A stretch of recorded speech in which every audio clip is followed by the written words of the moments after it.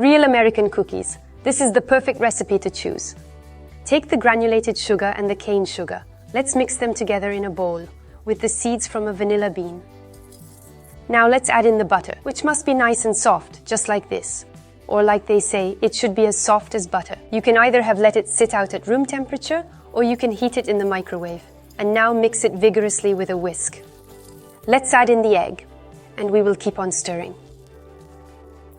Then we will pour the yeast onto the flour and pour the dry ingredients into our bowl. And now, with the spatula, let's work to fold our mixture together well, without overworking it and without compacting it, to avoid creating a gluten mesh, which would make our cookies become less crumbly. A pinch of salt and one last mix. And now it's finally time to add in our chocolate chips. Add in lots and lots of chocolate chips. Give that a good mix to incorporate them into the dough, and then let the dough firm up in the fridge for half an hour.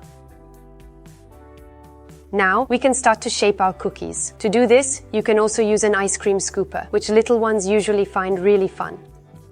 Otherwise, we can simply use our hands to form the dough into small balls without compacting them too much. And we will leave them just like this, a little bit lumpy. We want them like this so that they look a bit more rustic and appetizing.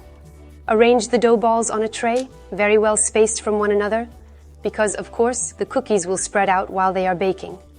Bake the cookies in a static oven at 165 degrees Celsius for between 25 to 30 minutes. Our cookies are ready, and they are just as good as the American originals. Delicious when eaten alone and terrific when dunked in milk. Please try them and let me know. Bon appétit!